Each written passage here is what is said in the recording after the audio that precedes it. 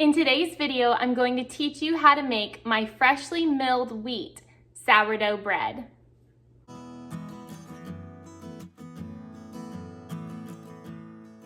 Hi everyone, I'm Amy with Eating Healthy, Spending Less, and I love sourdough. But when I learned the amazing health benefits of freshly milled wheat, I had to give it a shot. And I'll be honest, my first few tries were total fails. The bread was as hard as a brick. So freshly milled wheat is totally different than the flour that you buy in the store. And there's a lot of factors to that. There's the germ, there's fresh oils when you freshly mill it.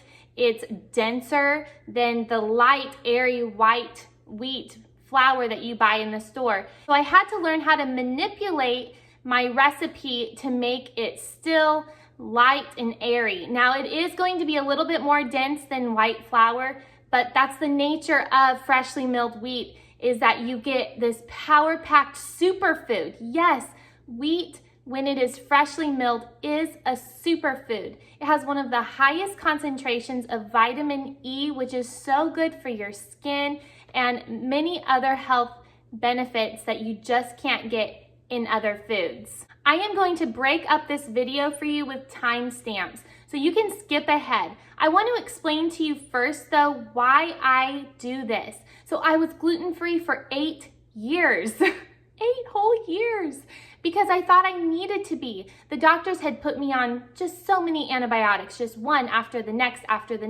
and it had totally just screwed up my gut health. So I thought, ooh, maybe I should go gluten-free, because gluten-free was all the craze, you know, be against the grain. And it didn't help. I was still dealing with things, but so then I thought, well, then I'll eliminate sugar. And I just started this crazy elimination diet, and that's a whole nother topic. But anyways, I was gluten-free for 8 years. I had a friend, Grace, and many of you who watch my channel remember Grace. And she taught many of us how to make beautiful big loaves of sourdough bread using white flour. And my husband and I, who had been gluten-free for years, decided, well, let's try it, because sourdough bread, through the fermentation process of making a starter and fermenting the bread, it breaks down the gluten by almost 90%, if not more, and you're able to tolerate it. And so we were able to eat sourdough bread for years and loved sourdough bread. So I wanted to dive deeper into bread. Why is bread so important in the Bible? Have you ever wondered? It's in the Bible everywhere, talking about bread. And so I actually had somebody on Instagram send me a link to this video with Sue Becker. And I watched it 3 hours long, but I got through it and I couldn't believe the testimonials, the health benefits. It was amazing. So I thought, I'm sold. I bought a Nutri-Mill off of Amazon. I will link the one that I have below. And then I bought wheat berries through Azure Standard. Now I like to use the hard white wheat berries. You can use hard red for making bread or hard white for making bread. I have perfected my freshly milled wheat sourdough bread recipe, and that's what I'm just so excited to share with you in today's video. But before we get there, I want to explain to you, because I got a comment on YouTube saying, how could you ever eat wheat when it is a GMO product? And I thought, okay, let me research this. Well, to my conclusion, in America, wheat is not a GMO product. That means it has not been genetically modified. And some of you are gonna be like, what? Now, there is genetically modified wheat in other countries, but not America. So if you're in America and you buy wheat that is grown in America, you are okay. Wheat berries in America is not genetically modified. However, the one thing that people get stumped on is, yeah, but wheat used to be this long stalk and now it's a short stalk with lots more wheat berries on it. So there was a man in the 1960s and he crossed two types of wheat together to make a shorter stalk of wheat with a bigger yield of wheat berries. And there's nothing wrong with that. That doesn't mean it was genetically modified. It's like making different types of apples. People can cross different apples together and make a new type of an apple. There's nothing wrong with that. Scientists and farmers, they are always trying to, produce more and make a better crop. That's all that has happened with the wheat here in America, is we have a better crop of wheat, but it is not genetically modified. It is not harmful for you to eat. It doesn't have less nutrients in it. It actually is wonderful for you. And wheat berries are a superfood. And what makes a superfood? A superfood is a food that has a low caloric index and a high amount of amino acids or vitamins and minerals. It's just an explosion of nutrients based on the size of whatever it is, whether it's a blueberry, a flaxseed, a wheat berry, a kale stalk. It's just so good for you. So don't be afraid of wheat. Embrace wheat. Wheat is delicious. If you are that afraid of GMO, then you need to probably consider the meat that you're buying, because most GMO corn and GMO soy is fed to livestock that is processed into the meat that you buy. So if you're really concerned about GMOs, then meat is where you really need to put your emphasis in buying a high quality meat if you eat meat. I do not eat meat. I do not worry about that. Now with your sourdough starter, I want to touch on that. It's best to have fed your sourdough starter 6 to 8 hours before you use it. Now, if you are just pulling your sourdough starter out of the refrigerator, feed your sourdough starter 1 or 2 times before using it to make bread. So that could be, I take my starter out of the refrigerator in the morning, I feed it. I feed it again at night. And then the next morning I can start making my sourdough bread. I like those 2 feeds before using it to get a bigger loaf of bread. Now, another method is that you can take your sourdough starter, feed it, let it sit on the counter for 2 hours, and then pop it in the refrigerator. And then when you're ready to make bread, you could leave it there for a week if you wanted to. Take it out of the fridge and just add that starter directly to your bowl, and you could use that starter to make sourdough bread. The first thing that we're going to do to make the most delicious freshly milled sourdough bread is we need to grind our wheat berries. I use a Pyrex measuring cup to measure out my wheat berries, and then I'm going to show you the setting that I use on my NutriMill to get a very fine, wonderful flour. I always make sure that I have a little extra flour because I use that to feed my starter for my next batch of whatever I'm making, whether it's bagels or bread or whatnot. After you grind your wheat berries into flour, the flour is going to be very warm. So we need to counteract that with ice water. So in a bowl, you're going to measure out, and I like to use a food scale. You're going to measure out 1,000 grams of flour. And then you're going to add 800 grams of ice water. Now I like to use a glass 64-ounce jar, and then I use a sprouting lid.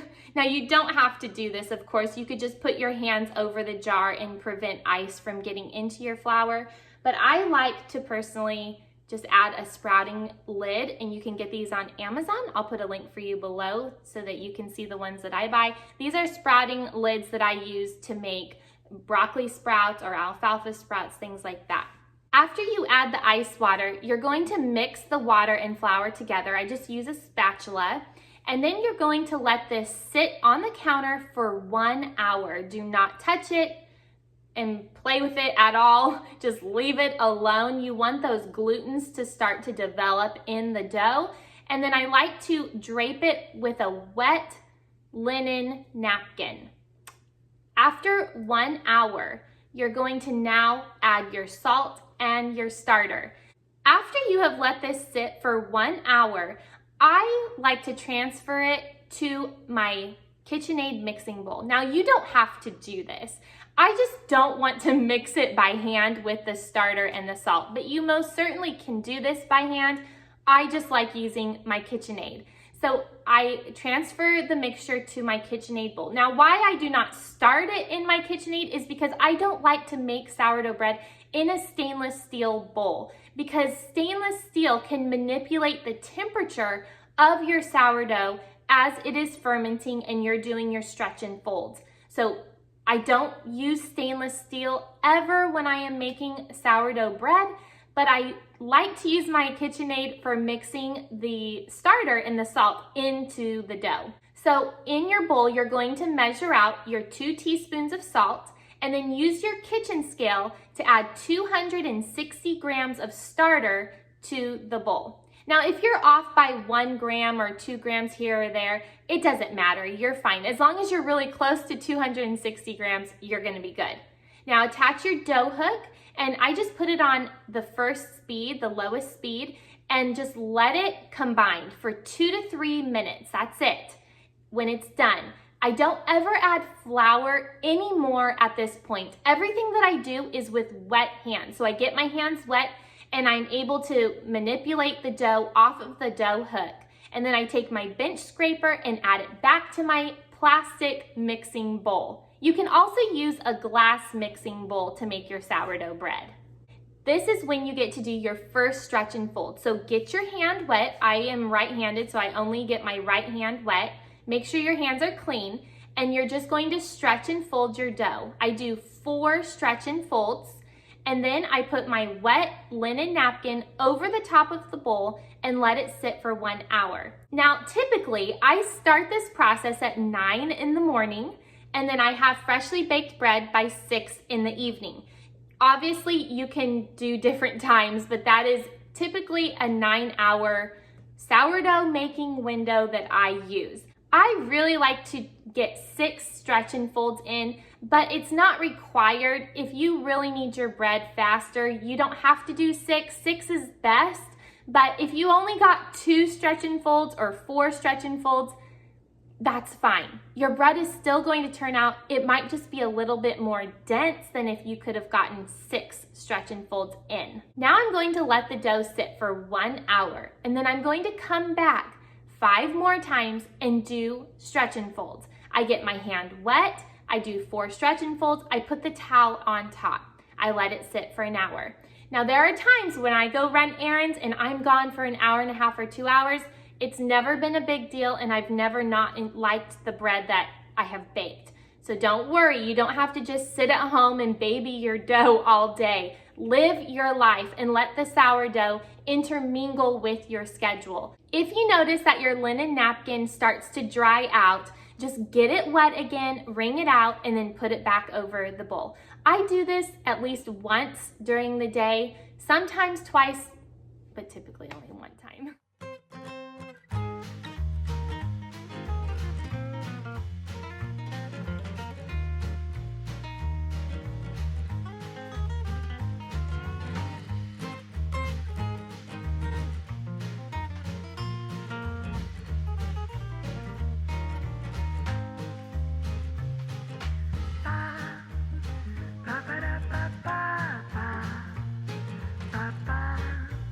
Ba-ba-da-ba-ba.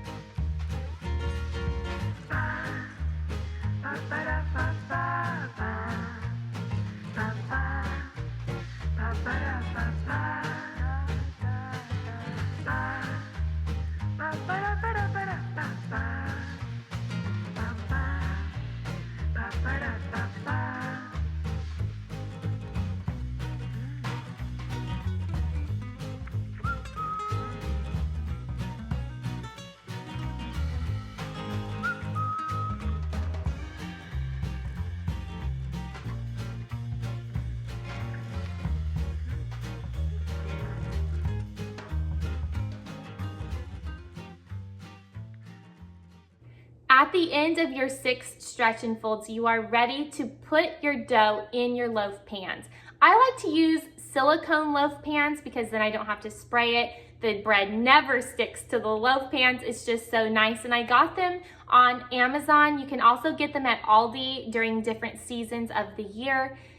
They're just wonderful to have in the kitchen. You're going to use your bench scraper to get your dough out. Now, before you put it on the counter, there's no flour involved. Remember I said we're done with the flour. We're only using water to manipulate the dough.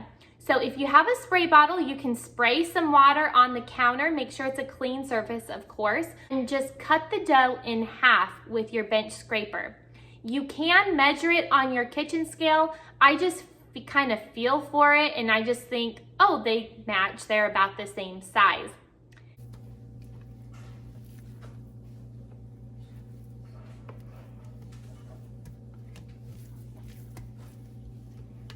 Now we're going to fold our dough and get it ready for our loaf pans. So start at the top of your dough and just fold it over about 1/4 of the way. And then we're going to braid the dough. So if your hands are sticky, if the dough is sticking to your hands, get them wet again. Pinch a piece off from the left side, tuck it into the center.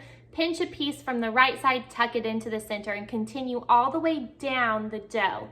Then you're going to start rolling it up like a cinnamon roll and roll up the dough until you get a beautiful looking loaf.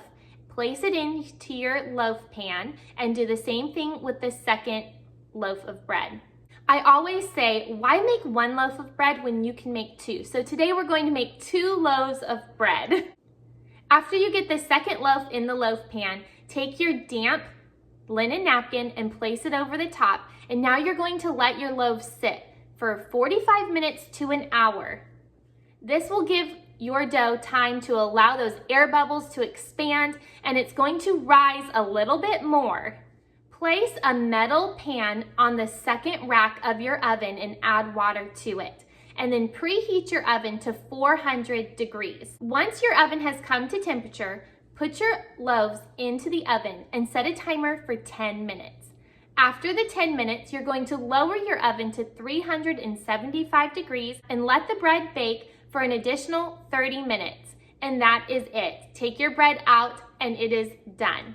I always let it sit in the loaf pans for about 10 minutes before I take it out, and then I let them cool on a drying rack. Now in the evenings, if I bake them too late, I will wrap the bread in large linen napkins or linen towels and then let it sit overnight. I have noticed with this sourdough bread that adding the additional water, now because if you've made other sourdough bread, you might be going, that's a lot of water. But with freshly milled flour, I have found a higher yield of water to the bread makes the bread just so moist and fluffier. It just melts in your mouth. You're not going to get a really hard, tough crust on this loaf of bread. It's going to be softer. It's the perfect sandwich bread. Now, you're not going to get these huge slices of bread, but you know, they're like this big and they're just perfect. They're the perfect size. I love this bread so much. This bread can easily be frozen and it can sit on the counter for 4 days before it's going to get really dry or maybe get a touch of mold on it. So I like to make my bread on Mondays and Thursdays. That's like the best, I feel like. And then I also use my sourdough starter to make other things during the week depending on what I menu plan for dinner. Like this week we had sourdough tortillas and they were delicious. I hope you enjoyed this video and you could see how easy it is to make freshly milled sourdough bread. There is nothing like it. It has a nutty, almost cheesy flavor to it. Freshly milled wheat kind of tastes like a Cheez-It to me. It's crazy. There's so much flavor in freshly milled flour that you will never taste in just plain white flour that you buy from the grocery store. I highly recommend that you purchase your wheat berries through Azure Standard. I will put a link for them below that you can check out and you can buy the same wheat berries that I use Thank you so much for joining me today on Eating Healthy, Spending Less. Please give this video a big thumbs up if you liked it and subscribe to my YouTube channel where I like to make videos all about handcrafted recipes using fresh ingredients in everyday living. And don't forget, this girl is on a budget. I will see you all in my next video, friends. Bye-bye.